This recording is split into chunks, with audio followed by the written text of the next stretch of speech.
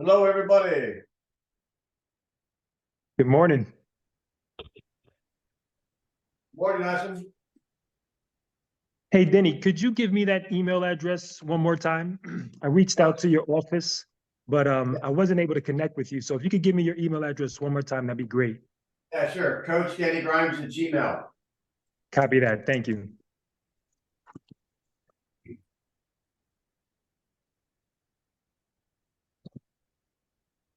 Matt, you're not going to have any time for business. I, Role plays. I time block everything. Good for you.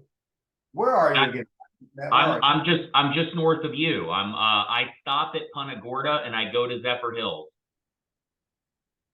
Good. I'm glad you're not in my market. It'd be too much competition. Yeah. No. There's enough opportunity out there for all of us. You betcha, by golly. Well, that's 102, you guys. I'm sure I'm not really sure if my assistant is getting the word out. I don't know that I saw a reminder. Did you guys see a reminder about the role play? Oh yeah, I've been getting reminders. It comes in my email at least 5 times a week. Well, that's awesome. Well, let's get going, you guys. It is Friday, and I see some familiar faces. You may have been on Recon today.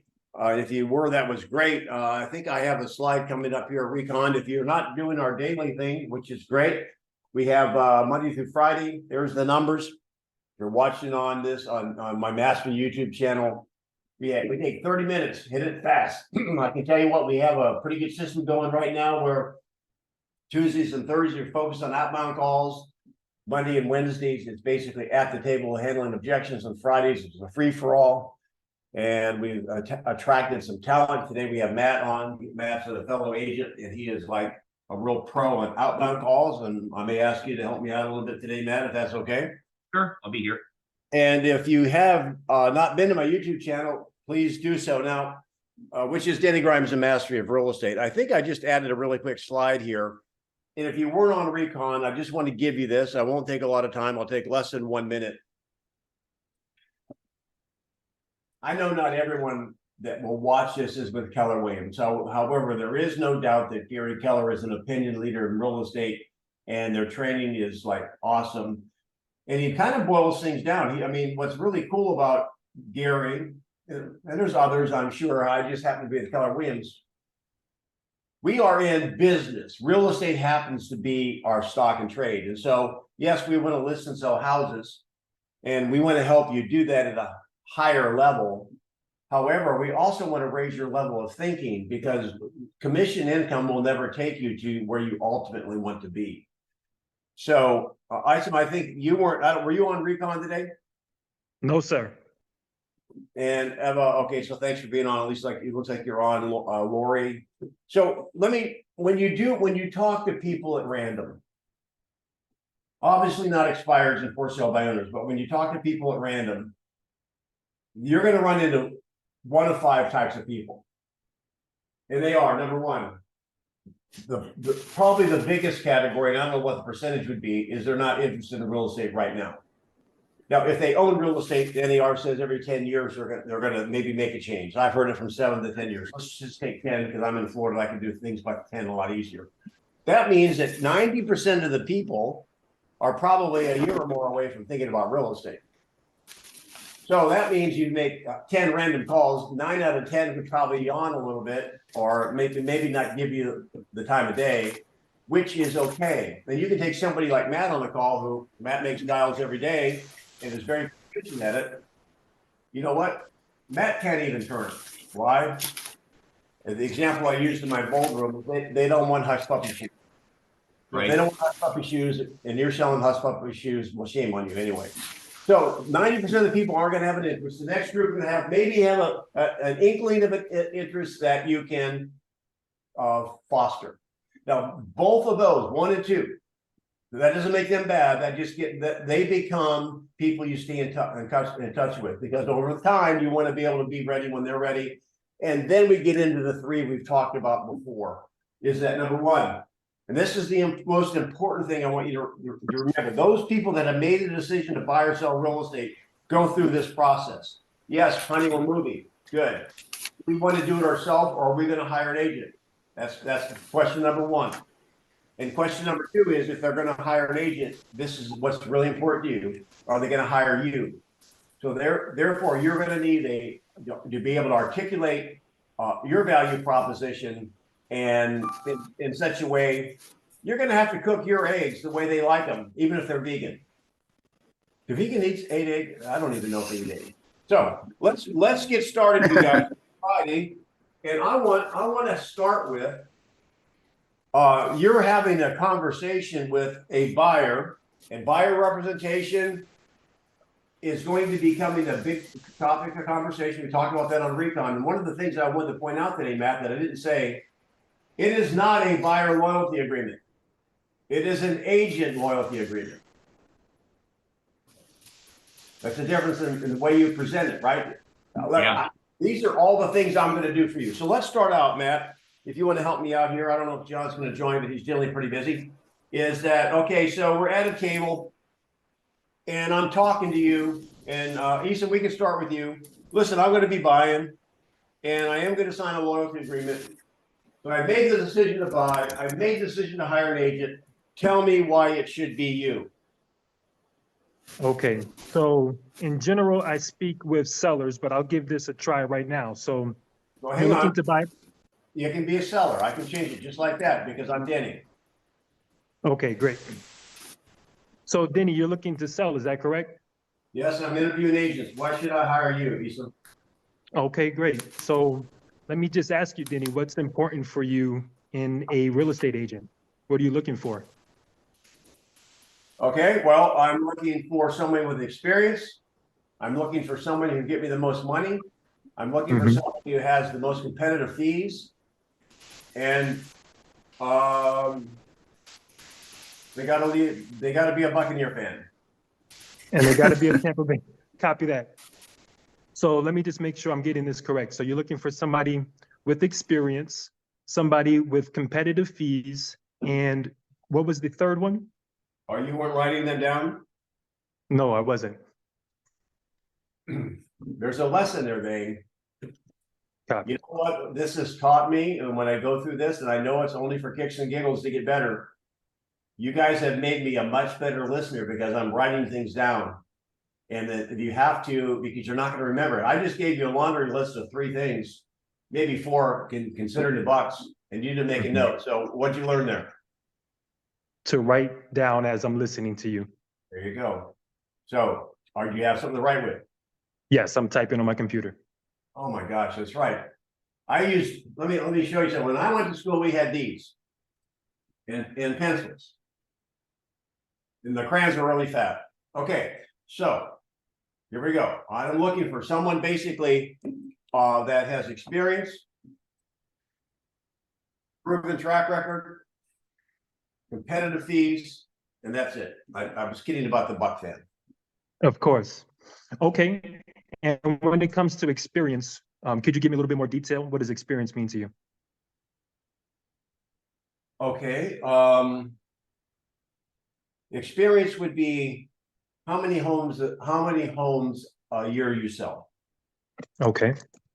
So right off the bat, Denny, it sounds like experience and a proven track record are 2 sides of the same coin.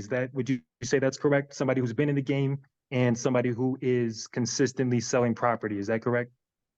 Well, I'm stepping out of roles because I'm going to give you guys, when I hear something like I want to teach or I want to give somebody a knuckle bump, that's a great question because I went through experience and track record, and he's listening and he's asking because they appear to be the side of the same coin. So he's asking about it, which is great. Remember, if you're lost, men, I know you don't do this naturally, ask for directions.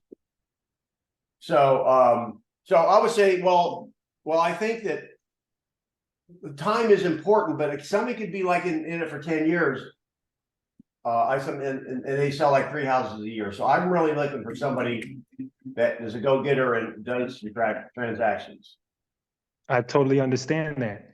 So if I was to tell you that my team has decades of experience in selling property, as well as we consistently sell property to the tune of our team sells a property every 6 to 8 hours. How does that sound to you? Okay, now I'm gonna stop. And let's go be coaching here. Who has a comment? When you're gonna make a number, you need something with it. What is it? Matt, what is it? It's You proof. gotta be able to show it. Mhm. You can show it, but you have to say, you can say, like, if somebody doesn't know baseball and they say my batting average is 300. Oh, well, yeah, perspective. I'm sorry, perspective. That's right. Yes. Well, So if did you're gonna- you know, Mr. and Mrs. Seller, did you know the average agent only sells 2 to 3 homes per year? Okay, so all right now, let's talk about this. Because this is mastery, so I'm not worried about going, I'd rather go deep than broad. So if you're gonna say that, what is the best way that for you to demonstrate your strength? If you imagine, hey, do you know that most agents sell 2 to 3 homes a year? How would you then position yourself? Okay, so I'm framing us versus them. So, Yeah. Mr. Grimes, did you know that the average agent only sells 2 to 3 properties per year? Yeah, that Mr. Grimes stuff can stop. But yes, I didn't know that. That sounds weird to me. Okay, and our team, in contrast, has a proven system that allows us to sell properties homeowners for their true value, and we do that every 6 to 8 hours. Okay, How does now that sound to you? let's stop. Again, a little lengthy. However, if you say 2 to 3 houses per year and you go to 6 to 7 houses Okay. per hour, can you- Okay. I would say we sell 2 to 3 houses every 15 minutes. What's your Okay. thoughts on that? If you're going to use this statement, then make Mhm. sure you're comparing yourself to that statement. Right? Okay. Any thoughts on that, you guys? Yeah, no, you draw direct parallels. So, did you know the average agent sells 2 to 3 homes per year? If you found out that I sell 2 to 3 homes a week, would that be an advantage worth taking? Now, that to me is mastery right there. When now you're making the connect, they don't have to think a lot about that. Remember, we understand exactly what we're saying, but they're hearing it for the first time. So make the comparison easy. It's Okay. kind of like someone, and I watch YouTube all the time and they're talking about, yeah, well, this hunting rifle weighs, 3 kilos or 45 grams. I'm thinking, I'm doing the conversion in my head. I don't understand it. So make it easy. Good job. All right, I'm going to give you another minute. Easton, keep going. No, that sounds pretty good. So it sounds like you've got sounds like you're my huckleberry so far. Okay. What Okay, else? great. Hang on. What else was important to me? Competitive fees. Yeah, there we go. Okay. And so I'm glad to hear that, Denny. You also mentioned that having competitive fees was important to you as well. Could you just tell me what exactly that means for you? Again, I love it, you guys. Don't assume that I don't. What is competitive fee? Well, 10%. what'd you say? My father-in-law and I used to joke and say, don't ever, and you've heard me say this before, Denny, don't ever assume it. Don't ever assume anything. Don't assume they're selling FSBO because of the fee. Ask, because if you don't ask, you don't know. So, hey, what is a competitive fee to you? Right. Oh, there you go. Well, and I did that one time, you guys, and believe it or not, somebody told them the fee was 10%. Boom. Mine's only 7. You ready to get started? Yeah, in fact, I'll give you a deal. I'll give it an 8. So competitive is like, I've read they're anywhere from 5 to 6 or 7%. So I'm looking for someone who can give me the most competitive fee. Okay, great. Now, there's 2 things about competitive fees. You can have somebody who's offering you a smaller fee, or you could also have an agent who is offering to sell your property and get you more cash in your pocket by preserving your equity. If we were able to get you more cash in your pocket at closing, would you be willing to perhaps pay a higher fee? Okay, I understand where you're going, but that's the way you worded it, it was complex. Okay, How could that be stated simpler? we could get you more money for your house. What's more important? what you pay in fee or what you put in your pocket at the end. Okay. So Yeah. Denny, what's more important? I got What it. you pay? I want to put the most money in my pocket. Okay, great. So would it be of value for you and one of our agents to sit down and discuss? We can share our strategy with you and you can see if this is right for you. No, we're at the table already. Okay, You just done your listing presentation, so we're at the appointment. okay. Now you got So, proof in the pudding. okay.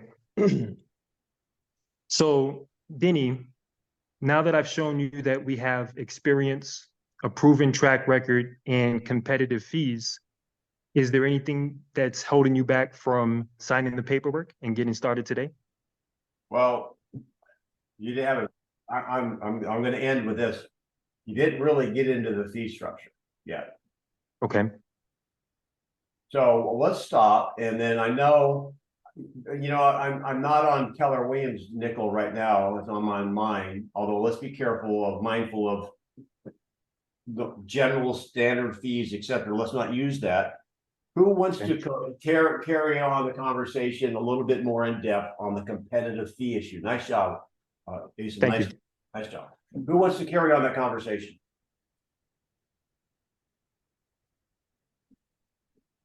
Matt will step in if you don't.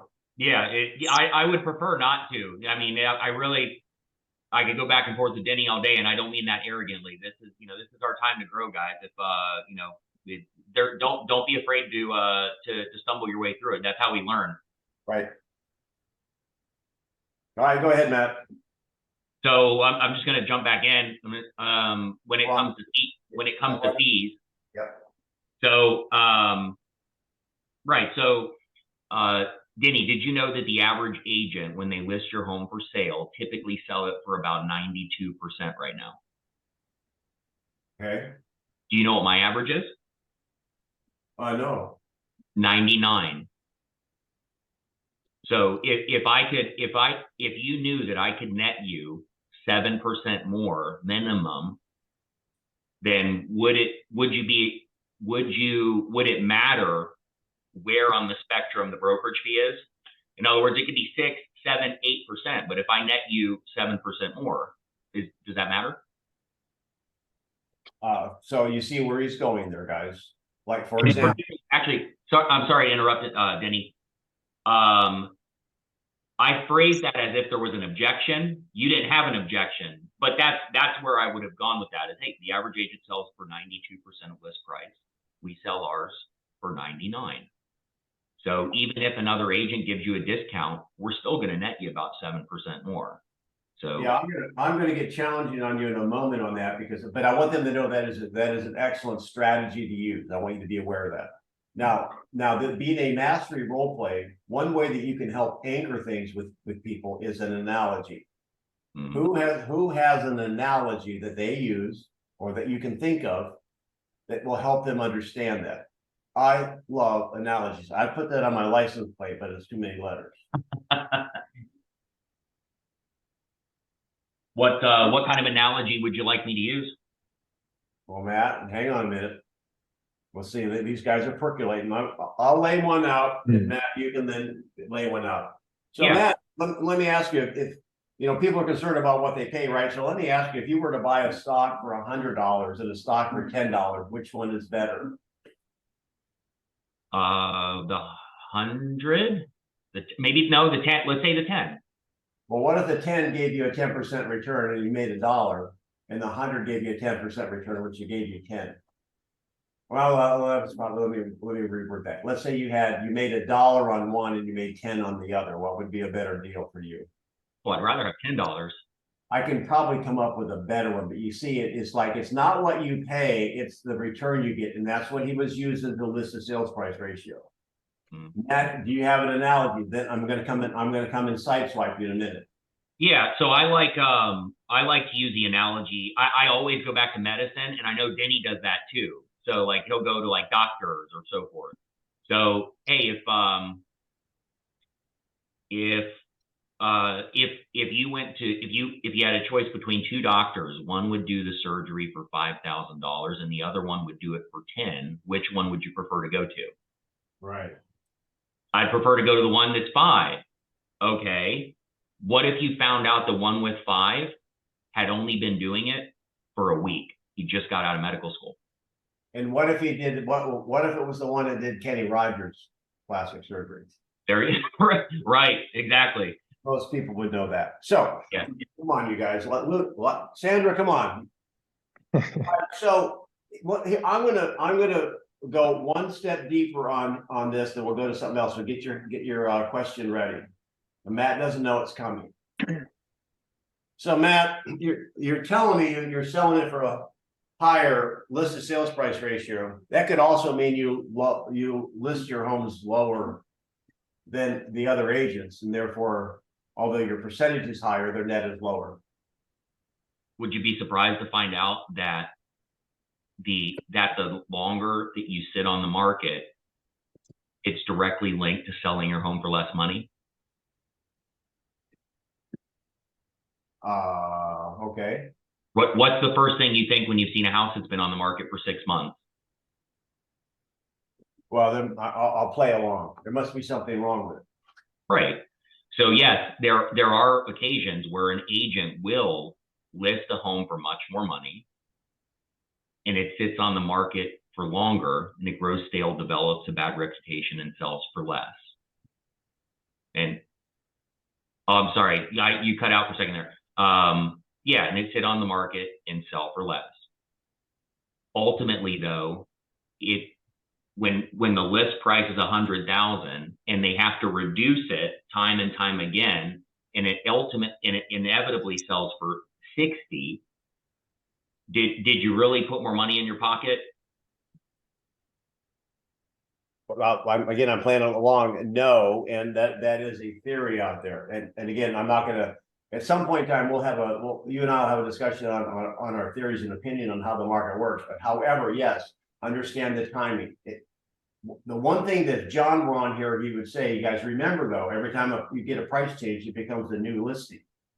So although they have 180 days on the market, if they were unrealistic for 180 days and all of a sudden cut the price in half, time on the market is not a factor. Right. And I handled that one really poorly, in my opinion, because typically the way that I'll take it there is, well, sure, they may list it higher, but ultimately, who determines what the home is worth? The market, the buyer. Right. So is it possible to underprice the property? I say no. No. Yeah, because it doesn't matter if we're listed at $1 or $1 million. If a buyer will pay 500, we're going to get 500. So let's go in and revert. Now this is Friday, so this is free fall Friday. We can do whatever you want. Who has got a situation you're working on? And let's go ahead and let's masterize it. Let's break it down and find some different ways and angles in conversation. Who has gotten an issue that you've had, or that your conversation you might be having with a seller or buyer that we can role play right now? I do. Susan, hello. Hi there. So, what is your situation, Susan? so I have a listing. Oh my God, I have a listing since May, and we put the house on the market end of May. And the first open house I did, I got an offer in $30,000 above asking price. Okay. So she immediately asked me to put the house on hold. I've been putting it on hold since May, and it will be expiring soon. I just got the phone with Lily when we were doing this.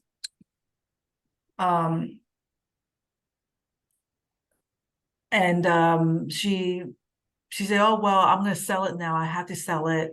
But she's just not, I don't know what she's hanging on to. I feel like she's fear of losing the house, or like not being able to come back to California. And I told her, well, maybe you could sell this house, then buy another house in a different county, because she also has a brand new house in Las Vegas. Okay, so let's without getting too deep in the details, put it in an objection for us. You are the seller. You are the seller. Okay, excuses is well, I had to wait for my surgery. I'm ready to move out the 28th of February. Okay, Then I so, say, if I can make this happen with the buy that we have now and close, and then I'll pay for your rent until February. Is this something? yeah, see, I mean, I'm kind of getting lost in the details, and it's, here's what I hear. And if you guys can hear something else, let's help her out. She's listed, it's been listed since May. It's getting ready to expire. Is there a contract on it now, or a buyer interested in it now? The buyer has been the original buyer, and he's still super interested in the property. And so have they negotiated contract yet? We have it already in the contract, but the contract is no longer valid because it's only 3 days, but I still kept the buyer on hold. So now that she doesn't want to sell. Am I hearing you right? Yeah. Okay. But she told me she still needs to sell. That's what she's telling me. That's what I'm hearing. But her action is not there. Okay, then there's a missing piece to your puzzle. Where is it? Her motivation? Well, I mean, something's changed. What's changed from May till now? I mean, I don't need to know. I mean, we don't need to know the details. I'm asking you the question to find out. What do you know what changed? Oh my God. Sorry. What? I don't know. I couldn't get to her because she said she needs to sell. She wants to sell. She has to sell because she's losing money on this house. It's kind of vacant. Well, it seems to me that her tooth isn't hurting enough to go to the dentist. Yep. True. I guess I so. mean, Have you sat down and shown her the numbers of the money that she's losing while she's waiting? Have you kind of calculated that up for her? I've been trying to sit down with her over and over again, and she's always giving me excuses. And I even went to her house, knocking the door. And when I went in, I felt bad. She's like, Susan, I'm not feeling well, blah, blah, blah. It's just every excuse is under the sun. Well, we know what the problem is, but we don't know exactly what's causing the problem. All right. So she's got a toothache, but we don't know if it's an infection or whatever. It's right here. Unless you understand this, and Sandra, it's a good question. I mean, you start talking about numbers. Well, numbers work from a logical standpoint if that were a pain point, but there's another point that you don't know what it is. And so you're driving blind. Yeah. Right. So this is my challenge with her. She wants all the information from me, but refuses to share any of her information with me, like being transparent. Like I'm very transparent with her, but she's not. And that's my problem. Well, it really isn't. It's actually your reaction to it is your problem. Here's the thing: if she wants to play pickleball with you, and she's got a pickleball racket, and she's standing on the other end of the court, and you're hitting the ball to her, she's not hitting it back. So you got to go over there, grab the ball, and play her shot back to your court, run over there, and you're playing pickleball by yourself. Right. Or we would commonly call that bidding against yourself. So I would say, hey, look, this isn't fun anymore. It sounds like, I mean, so let me ask you this: why do you continue? Me or the seller? You. Because I have stake in it. Yeah, well, yeah, I got that. I know sometimes I totally get that. And there may be a way that she can level with you, but I'll just tell you what the issue is. She's not coming clean on something for whatever reason. And there's a song out there. It's something like, we can't get past what we don't understand. It's a relationship issue. I think it's a pretty wise saying. So, I mean, somebody breaks up with you, you think, why did they break up? I don't understand. Well, they tell you the real reason, you understand, but they're always lying to you. It doesn't make sense. So there's a point there. And so if you can find the key, then do it. Other than that, just get a good pair of tennis shoes so you can play pickleball by yourself. I don't know what the key is, but it's going to have to be if she won't meet with you, that's kind of like, my wife won't talk to me. Why? She doesn't want to go out on dates anymore. Why? There's a problem in River City. Any other comments from your experienced agents out there? I mean, am I being too black and white? I would go for the jugular. I mean, in a nice way, but just Well, I just would ask her, what is her, let's just say her name is Sally. Say like, Sally, it just seems like there's something else going on behind the scenes that I'm not aware of. Is there something that you can share with me so that I can do my best to help you with the transaction of your home? And she may or may not tell you. She may be having health issues. Who knows what's going on? And or maybe you just need to say, you know what, I just don't feel like we're on the same page. I know you've got stake in it, but I just feel like it's best for us to break up. Yeah, you I mean, gotta somewhere you have to cut your cost, your loss. Yeah. don't, as I say ad nauseum in the morning role plays, don't be afraid of the answer. Most agents are afraid of the answer. So you gotta, I just, when it gets to that point, I'll get them on the phone. Susan, it sounds like something has changed in your situation. Is selling still important to you? You can role play. It is, but I had to wait until end of February. Okay, what's happening in February? Well, I'm going through a surgery, so I think I'll be done by February. Okay, so what I'm hearing you say is when the surgery's done, you'll be ready to sell the home. Is that right? Yes. Okay, is there anything else we're missing? No. Okay, gotcha. Do you still feel I'm the right agent to help you? Yes. Now, hang on. That's a great example of someone being afraid to ask that question. Yeah, most agents don't when the listing expires, when they're at the table, at any point in the relationship. I love asking that question because I want them to say no. I actually don't mind it. Actually, I told her we can cancel. And I told her that, but I need my money back because I sank in $10,000 on her property to prep to sell. But if I don't, how am I gonna get that back? That's where my stake is. Right. My last thought here on this role play is this: when we talk about why can't sell until February, I would say, well, after surgery, does that mean you don't want to sell it, or you mean put it under contract, Or you don't want to close. Because But I don't understand. You said she's got a buyer for it. Yeah, I So had why that can y'all not get that? conversation. Why can y'all not get that buyer to just ratify the contract and then close just let her after- know? Look, yeah, close after the surgery. Yeah, I actually had that conversation with her, and she's like, "No, I'm just not ready. Too much going on." My last comment, and thanks, Susan, for bringing that up. My last comment is, when we are vested in someone like that, and there's nothing, we shouldn't give up on people because they may have an issue, like Sandra said, and we don't want to cut them off with their knees. However, the real issue, can I add a little sandpaper with love, Susan? Absolutely, I'm for it. The real issue is you don't have enough people in your pipeline to keep you busy. And so now you're putting a lot of time into someone who has a B or C motivation. Yep, I just had this conversation with accountability partner today. He wanted to talk to Denny about it. The pre-listing call. He wanted to know when to walk away from a listing appointment. And I said the only 3 questions that matter in real estate are why you're buying or selling, when you need to buy or sell by, what happens if you don't.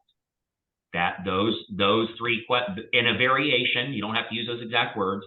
Knowing those 3 things will help you determine whether that is a listing appointment you go on. And I'm just going to leave that there. We can dig deeper later, but I'm not afraid to lose the listing. I'm not afraid to not get the listing appointment or walk. When I say lose, I say walk away from, because I would rather spend, let's call your situation, Susan, 4 hours. Just call it 4 hours. I would rather spend 4 more hours looking for a need to buyer or seller than 4 more hours trying to convert a Christian to Judaism. Do you get the analogy? Like Absolutely. It's like, in other words, when in doubt, and as Denny said, it's certainly it's a scarcity thing, because I did it in the past. Sometimes I still do it. It's a scarcity thing, but you can't lose anything you never had. You technically don't have this other than the money invested, but conceptually you can't lose anything you never had. You don't have this. So I did this the other day, had a listing appointment last week. They said I was the right agent to help them, but they still have to figure out a million pieces. I've followed up. I've tried to help them self-discover, and resolve their situation. But the reality is, selling's just not that important to them. So I left it with this. Hey, I said, Judy, do you feel I'm the right agent to help you when you do sell? Yes. Great. Call me when you're ready to discuss the rest of your situation. Because otherwise I'm going to keep calling them every single day and they're not going to make any progress. Right. So Matt, when I go to the 5 mindsets, so they've decided to sell, right? Right. They decided to hire an agent, and you ask the question, the closing question, hey, look, is it me you're going to hire when you're ready? Right. And if they start moonwalking on you, then you may have some work to do. If they say yes, well, okay. I mean, let it go. Okay, so let's get into there was something else I wanted to say real quick, but I lost my train of thought. So let's go into something else. What else do you have? James, what are you doing? Are you playing golf today? I am not playing golf. So let's play role play. Okay, what do you got? Okay.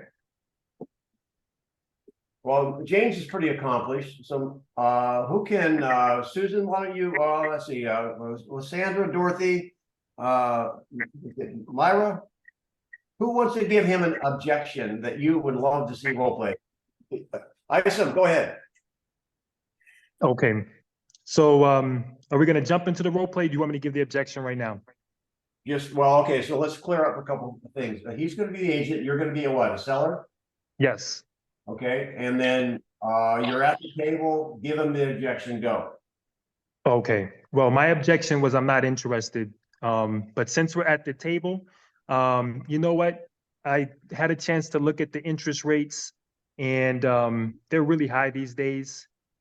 Moving would add a couple of extra $100 to my mortgage payment. So I'm going to stay put. All right. Okay, so let me ask you this. Other than the interest rate, is there any other reason why you wouldn't move today? No, just those interest rates, 8.5%, not going to be able to do it. Okay, and let me ask you, why were you moving in the first place? What was the reasoning for you wanting to sell your house initially before the interest rates became so high? Well, I saw that my dream home came on the market and just wanted to be able to move into that home. Okay, so you understand, do you feel like now that the interest rates are higher, that there are less buyers in the market? Absolutely. Okay, so if there are fewer buyers, there's probably more serious buyers, right? Yes. So if you were to sell your house right now, do you feel like you would get a better price for your home now? I mean, there's fewer people, fewer buyers. I think. Let me interject here. James, you're assuming, and unless I missed something, where did price come up? You brought it up. Well, I'm not talking because he's concerned about the interest rate. Yeah, but but you link price to interest rate. Okay. You did not say that, correct? So what I'm suggesting is you find out what is it about the interest rates that is keeping you from selling. Gotcha. Okay. Let him bring it up first. Don't go down the road. Bring up. Okay. All right. So let's talk about that. So what about the interest rate is keeping you from selling today? I mean, I'm in a 3.5% interest rate right now. If I was to sell, I would be looking at an 8.5%, and that's going to add anywhere between $500 and $600 extra to my mortgage payment, and that's very unsavory for me. Okay. So before you answer, now is it a price conversation or a monthly payment conversation? Monthly payment. Yeah, it might lead to price, but now at least you're actually, reading the section of the menu he's hungry for. So keep going, James. Okay. So the monthly payment is your bigger concern at this moment, correct? Yes. Let me ask you, how long have you been in your current home? 18 years. 18 years. Okay. And so you've seen interest rates fluctuate all over the place, correct? Yes. And you mentioned that you'd seen your dream home. So knowing that you have equity in your current home and you've seen your dream home, have you seen other homes that match the criteria like this dream home that you spotted? Some are close, but not quite this one. Okay, I said, so let me ask you this. If we could get you into your new home, even at a slightly higher interest rate now, would it be worth it to you to have the home you want as opposed to being in the home you don't want? Okay, I like what you're saying, but now you went back to interest rate. What is his concern? His interest is the payment, Yeah, but again, rates mean nothing. right? It's the payment. You know, Understood, but he has 18 years worth of interest of equity in that home. So his payment might be slightly higher for a short period of time, but we can always refinance if interest rates adjust and lower that payment. So is it really the payment? Well, maybe, but what I'm actually pointing out is that the way I'm hearing this, and again, I'm not saying my way is the highway. I'm just saying that if he's bringing up his current concerns of payment, he's where you want him to be. Because if he was at rate, we would take him to payment. He's already there, so don't take him from payment back to rate. Okay. So for example, all right. So James, you were going on the awesome track. I'm just going to say, so your monthly investment is going to go up $500 or $600 a month, right, Isom? Yes, absolutely. So is that basically an affordability issue or a will issue? It's an affordability issue. So are you? So I say. So you're saying is that you can't afford $500 or $600 more in your monthly investment, correct? That's right. Well, to have the dream home, remember, and it's going to be $500 to $600 more a month. What can you afford in your budget? Now, so what am I doing, you guys? You always want to take the big block of salami and you want to slice it down. Remember, I'm sure he's willing to pay something more to be in his what? Dream house. So if he says, well, I'm willing to pay $250, $300, now what's the delta, you guys? It's going to be the difference between the $500 and $600 and the $200 or $300. So let's just assume. So what can you afford, Isom? I can afford $300 extra per month. Okay, so what we're talking about then, so let me, now you need to be Tom Cruise and Maverick. I mean, wait a minute, your dream home, and we haven't even got into the fact of, if he waits and prices go up, go down, whatever, does he need to buy or sell? There's a lot of questions. I'm just going to the heart of the matter right now. So wait a minute. Are you saying that your dream home is out there and you can have it for $10 a day and you're saying no? Well, I can do an extra $300 a month, so $10 a day is feasible. But when I crunched the numbers, Denny, I was looking at paying $6 and change. Well, but you already said that you could pay $300. The only difference is to get your dream home is $10 a day. Let me ask you, could you examine your budget and find $10 a day in your couch cushions? Absolutely. So, I mean, James, not that you weren't going down, that was the right road, the only road. However, that's where I would have gone. Now, again, big gaps in his role play because we didn't have time to get into it. Does he have to sell in order to buy that dream home and all those types of things? Anybody else have a comment on that? James, you can pipe in too. And if you were going to take him in a different direction. No, I think you went exactly where I probably should have gone, which would have been to reduce it to the ridiculous of not getting your home for $10 a day, your dream home. That was ideal. I think most objections, there could be 100 different ways they begin. I think they ultimately funnel into 5 or 6. Can you give us those 5 or 6 right now? No.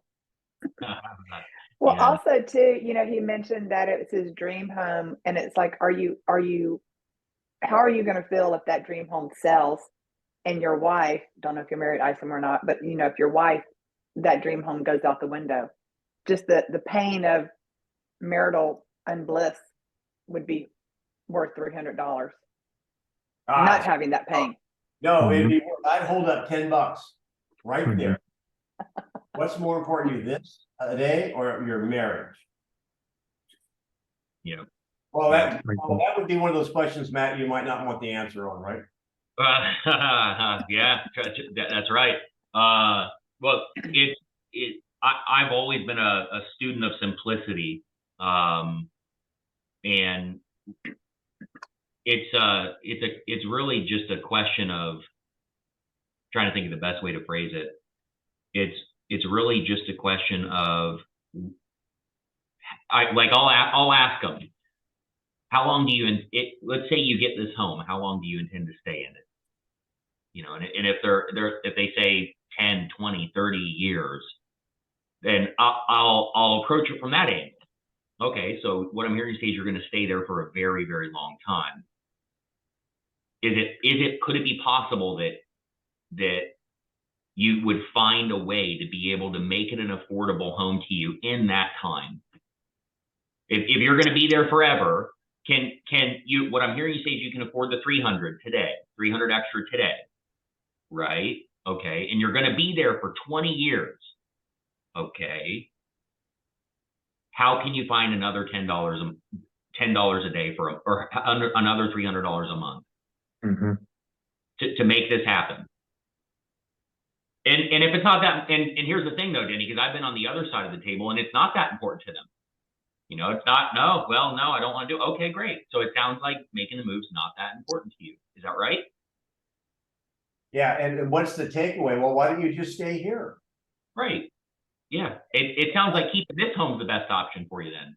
And then you're going to see the fur fly. If one of them is in favor of moving, the other one's not. You're going to see sparks fly then. Like, that's not an option. Well, now you know. I mean, and one of the things that Matt said is, it reminds me, and I'm looking at you guys on the screen here. Most of you, I mean, all of you look like you have owned homes, or you're old enough to own a home.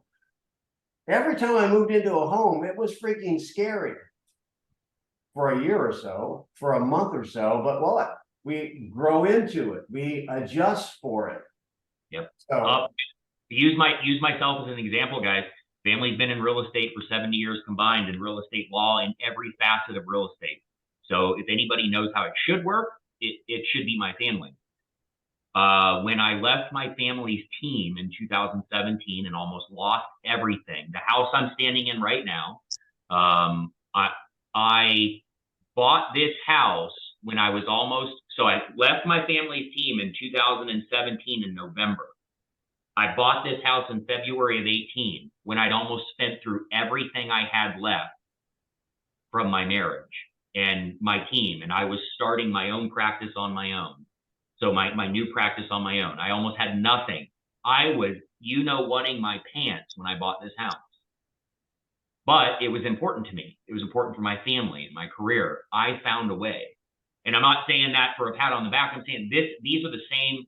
Use your story. This is your story. Hey, and so that's when I have clients in that situation. Hey, I understand how you feel. Actually, I felt the same way. But you know what I found?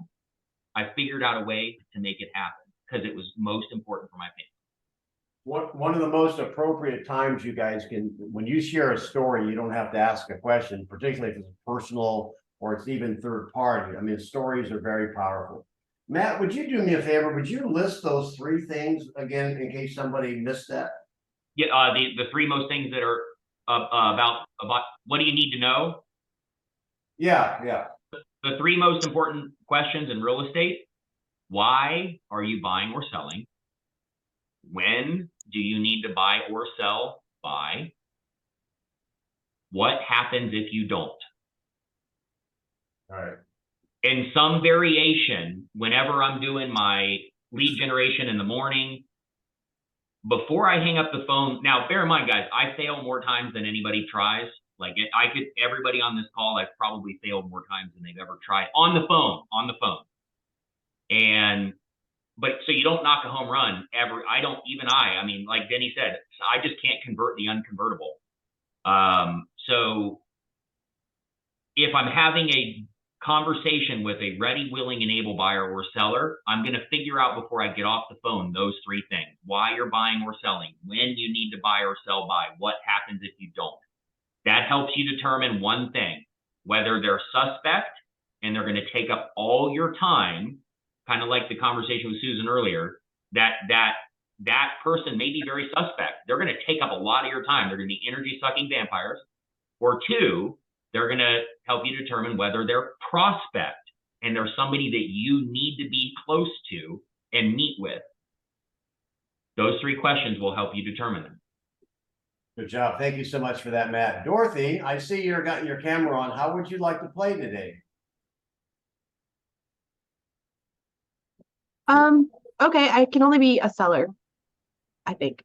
You can be a seller. That's awesome. All right, you be a seller. Sandra, you are the agent and you're going to be nice to her. Okay. Gosh. Okay. I know this is acting. Wow, really? So you're at the table, Dorothy. You are a seller. Give Sandra an objection, and I've got the clock running at 3 minutes. Okay. Oh, well, you start, Sandra. I don't have an objection. I'm sorry. I don't know. Yes, you do. Yes, you do. Oh, I don't. Yeah, Okay, he's the owner. we talked about commission already, so I don't want to sell right now because the market's not right. Sandra, I don't want to sell because the market's not right. Okay, Dorothy, aside from the market not being right, is there anything else keeping you from selling right now? No. So Dorothy, let me ask you a question. When you say the market's not right, in what way is the market not right for you to sell right now? Just seems like rates are going up and up and up. I don't know if my house is going to.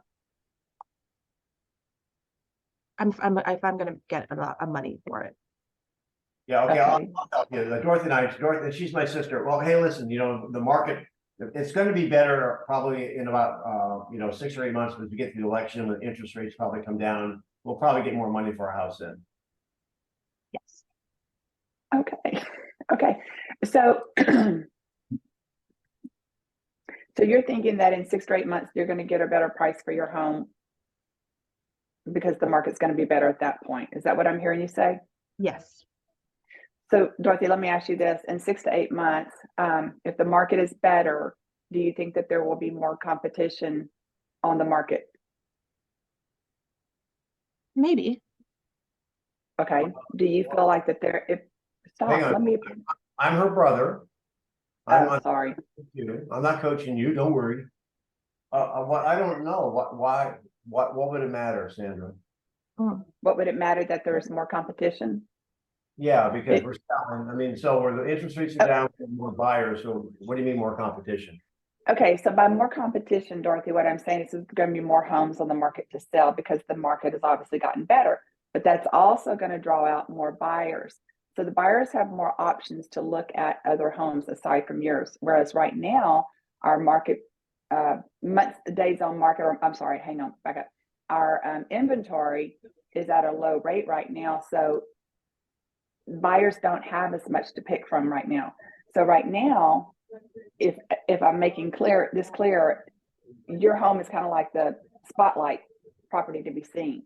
Whereas in a couple of months, 6 to 8 months, you're going to be in a big pond of homes for sale. Does that make sense? Okay, now that chapter of the book, I'm coaching now. That chapter you just wrote, ask some questions. I know it was kind of a long-winded, sorry. So Dorothy, Do you think you that, feel like- do you think other sellers are feeling the same way as you? Here, I'll start you off. Keep going, Sandra. I mean, do you think Okay, other sellers are off the market because they don't think it's a good time? Maybe. Okay. Yes. If we wait 6 months though, and it sounds like you're saying there's going to be more buyers, how is that bad then? If there's Well, more houses there are more buyers. so there could be more buyers and there could be more homes to choose from as well too. Buyers are Question. okay. This is true. See, that's my problem. Do you think when there's more to choose from inventory wise, do you think that more buyers will come out and start shopping? Yes. Okay. So when there's more inventory, buyers have more options. Would you agree? Yes. So do you think that with there being more options that your house may or may not get highlighted? Like it would now? That makes sense. Okay, so if that's the case, what is keeping us from going ahead and going on the market now so that your house is highlighted as opposed to 6 to 8 months from now? So nice job of reversing to that. They have questions. The only thing that I would say on that is that, and again, this is mastery. You're well accomplished in what you do and you're very successful. The way you worded the question was to the buyer, when I would say, well, let me ask you then, would you rather sell your home when there's more competition for you or less?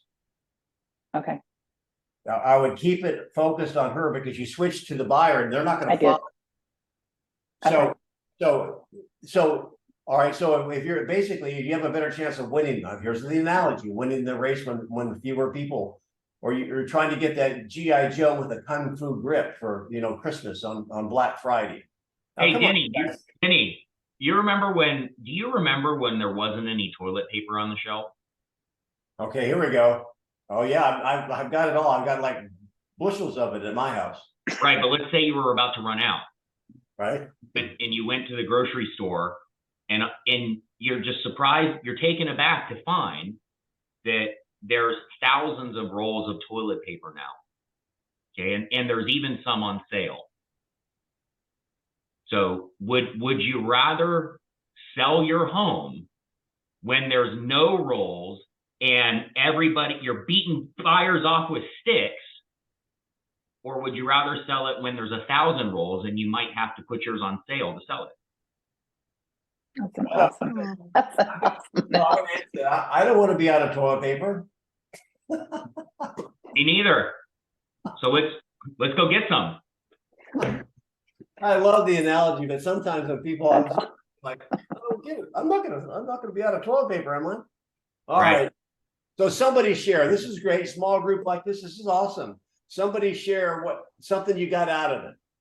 What did you I learn? talk too much. I talk too much. It's a Southern thing,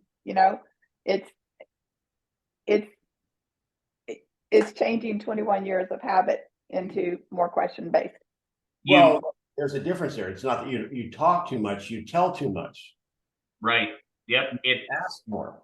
Yep. It's not what you say, it's how you say it. But that's okay, Sandra. I can only speak for myself because I only have experience with myself, obviously. When I got into real estate, I was 23 years old. I didn't have any bad habits. In other words, I stepped into real estate not knowing anything. And the only reason I communicate the way that I do is because my father-in-law at the time said, telling is not selling. And we would do stuff like this for years, just role playing over and over again. I wasn't allowed to say anything without asking a question. Mm-hmm. But here's my point to that. I just had this conversation with my accountability group today. And I said, because one of my agents said, you know what? I tell too much. I said, brother, you've just got years of bad habits that you're trying to unravel. It's not going to happen. It's not going to happen overnight. So, because most agents that get into real estate, they don't have the training I had. Not saying I'm better than anybody, but they got into real estate and kind of floundered through it by telling and selling. So now you're aware of it, and this is painful neurological rewiring that you have to do here. But you're not a bad person because you don't do it. Nobody else does either. Well, you guys are here. Right. Go ahead, Sandra. I was just gonna say it is a neurological thing that you've got to flip over because it's like I can't look at y'all and then be asking, Right. So it is such a shift. right, and that's when on the morning role plays, when I came back to them, Denny was saying, or somebody's asking, how do you do that? How do you do this without a script? I said, now the conversation you and I are having makes sense to everybody. My brain is wired that way. Mm-hmm. You give me an objection, my brain only asks questions. Good. I'm going to try this out on my husband big time. So No, always tell your husband what he needs to do. You don't have to ask him because Kristen will never ask me anything. So the reason I can't give you the 4 or 5 or 6, because I don't know how, I haven't thought of how to list them all out, probably in every category. Yeah. Most objections come into the cul-de-sac, basically, or no, the roundabout of just a few themes. Right. They start out in left field, Isom, and they refine themselves to about 4 or 5. And they're different variations. It's not all the same words. It isolates down to a couple things. So you can't, it's not tangible. Yeah, Well, really quick here before you go, it's right here. I mean, so here are the top 3. Mhm. I'm not sure I want to buy or sell. All right, so that's a timing issue. I'm not sure I want to hire an agent. You have to sell the value of an agent, not the value of you. You sell the value of an agent first, and then you work on number 3. You sell the value of you. Okay. So, hey, look, I don't have many people here that for a drawing per se. I know Matt doesn't need it. And in fact, I should probably be on, Matt should coach me. And I talk to Sandra all the time. So Isom, why don't we, Eva's on my team. Myra didn't, your camera's on. So Isom, how would you like a 30-minute coaching call? I think we've had Would love it. I sent you an email about an hour ago, so whenever you got a chance, you can respond to that and we can set up a time. All right, you guys, well, thanks for being on. Again, Matt, I appreciate your input. Sandra, you do a wonderful job. People just, with your Southern charm, you can get away with crap that I can't get away with. Bless your heart. All right, bye-bye. Thank Bye, you. y'all. They get